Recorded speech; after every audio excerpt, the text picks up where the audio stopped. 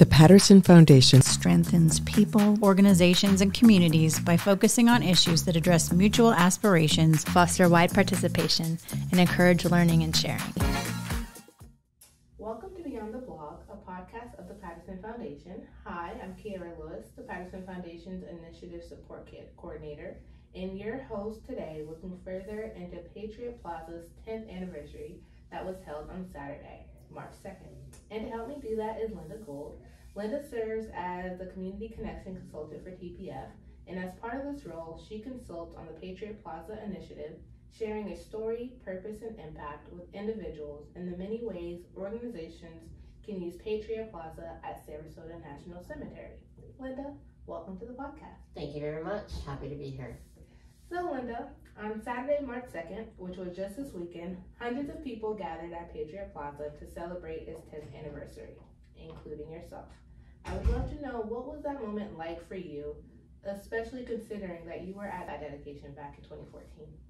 It was really wonderful and a little surreal to think that it's been a decade, 10 years, since Patriot Plaza was constructed, because I was actually at the groundbreaking on December 8th, 2012 as well. So to see it from literally the turning of the earth to the construction of Patriot Plaza, to the dedications, both at the community level and the national level, and then to see how much the community continues to embrace it to come and celebrate the 10th anniversary was very special. Oh, thank you for sharing that. And so what were some of the highlights or takeaways for you at that event? For the event, on a personal level, that my sister and brother-in-law got to be there, so that was very special for me. That we were able to have Sandy Beckley and her husband, because she was the very first director of Sarasota National Cemetery when it was being constructed, and then became the initiative lead for the military initiative overall. So to have her there after all the work that she'd done, and then to have there were a couple different veterans groups represented, one of which I actually became a member of, which is Alpha Company Vietnam Brotherhood. Just such wonderful people in our community that are still very proud of their military service and come to both Patriot Plaza to see the art and architecture, but also come to Sarasota National Cemetery to participate in what are called indigenous funerals, when a veteran's being buried that has no family members there. So you'll see different veterans groups come to stand for them at those funerals. And so I recognized quite a few people in the audience that do that. So that was very special to have them there with us celebrating. So how would you say that this event kind of followed the tagline or the mission or the purpose of Patriot Plaza, which is to honor veterans, inspire patriotism, and embrace freedom? I think it's important that we continue to understand what a veteran is and what they've done, and that they deserve to be honored in different ways. But as we were just talking about, it's not just for the military, it's for their families as well, because they served as well in a sense. And inspiring patriotism, I think, resonates and is needed throughout all of us, that we love our country, we love our community. How can we best integrate into that? How can we be a good citizen? And then embracing freedom is realizing that if you don't agree with the people around you, whether it's politics or policies or individuals as a whole, that we're actually very blessed to be able to have the freedom to say we don't agree, and that ultimately we are all united and we're stronger for that. Those who may not have been able to attend, I would like to share that the celebration of Patriot Plaza's 10th anniversary did feature a lot of different performances and entertainment, and it included, for example, the Ditchfield Family Singers with patriotic sing-alongs. Impact quotes were shared by Maverick Johnson, who is a CTQ host of Maverick and Lulu in the Morning. There was the mighty Sarasota Military Academy drumline, and you, Linda, were the keynote speaker. Can you kind of share the gist of your remarks for those who may not have been able to come out on Saturday morning? Well, I shared, I think, a little bit how the different levels of artwork, different pieces of artwork with the different Eagles themes at the entrances, the photography, and the mosaic tiles resonates differently with all different people. It reminds them of different eras and experiences, whether they were the ones serving or a family member or a friend. And then I I believe that storytelling is woven throughout every piece of Patriot Plaza. While it's not a memorial, it's a place of peace and reflection, and it's a place for people to remember or to learn. It may be the first time they have ever seen a photograph of the Civil War battle or World War II.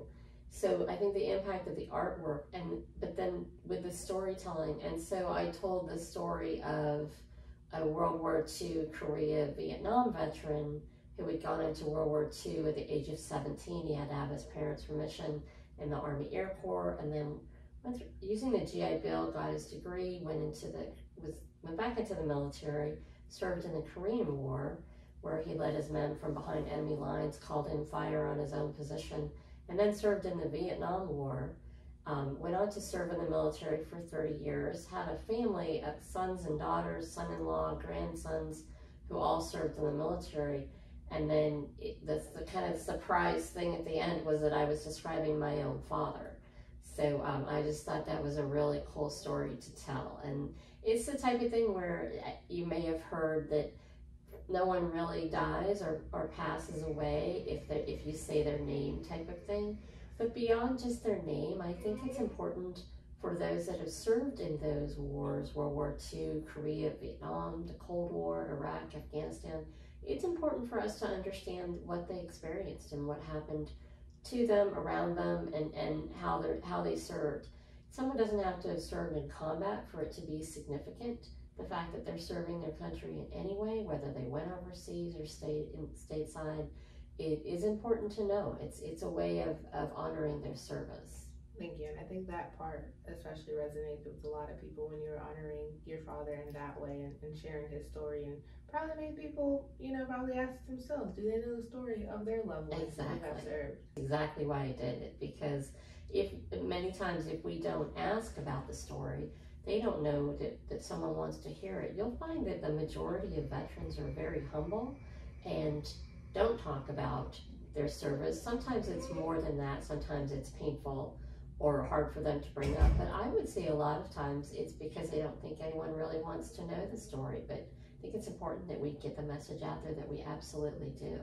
And I think Patriot Plaza encourages that, because it does start the storytelling. It absolutely does. We have Patriot Plaza tour guides that have been with us since 2014, since the community dedication, that are basically Sarasota National Cemetery volunteers, and then request additional training to learn the artwork through the Arts and Cultural Alliance of Sarasota County.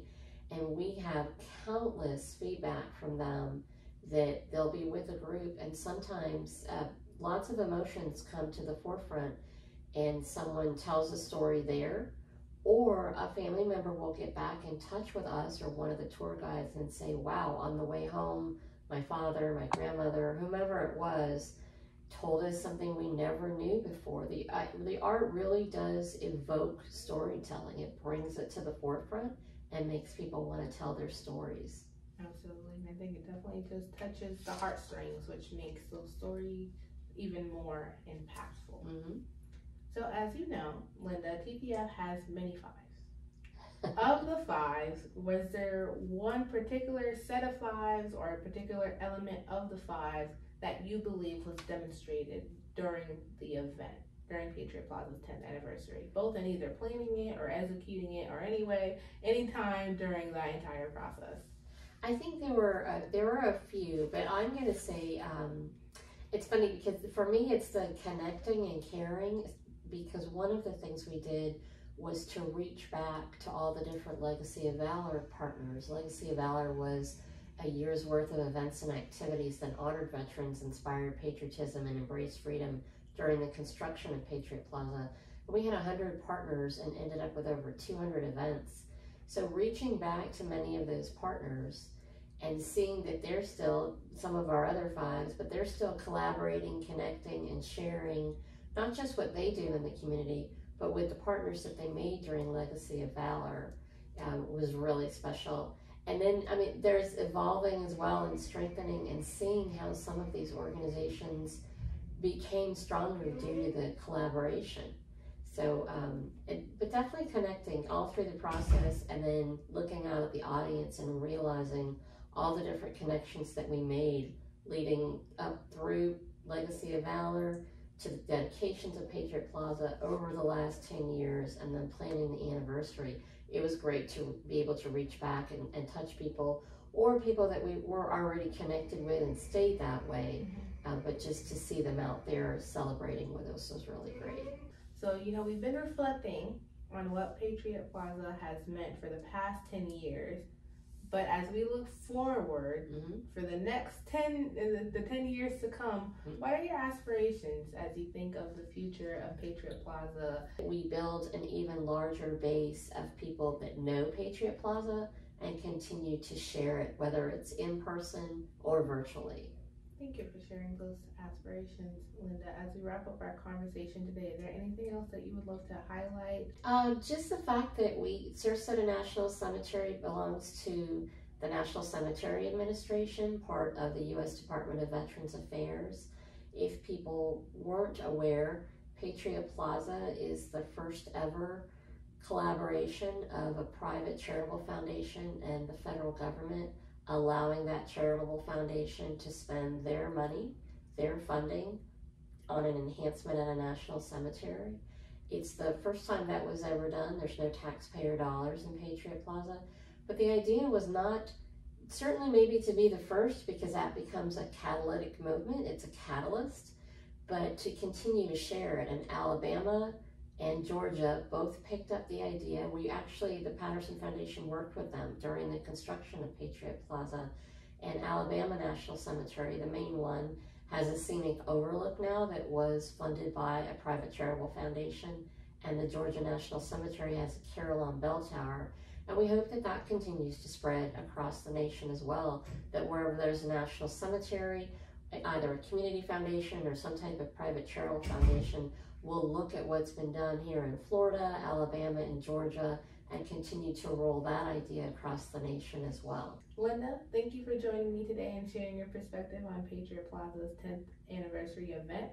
For a decade, the plaza has been a cornerstone in the Patterson Foundation's legacy initiatives, attracting visitors with its grand architecture, symbolic artwork, and this landmark continues to be a beacon of the Patterson Foundation's early and generous support. And we encourage you to continue engaging with Patriot Plaza by taking a tour of Patriot Plaza at the Sarasota National Cemetery, or consider becoming a Patriot Plaza tour guide that leads tours and explains about the Sarasota National Cemetery, Patriot Plaza, and the large public art installation. Thank you so much for listening.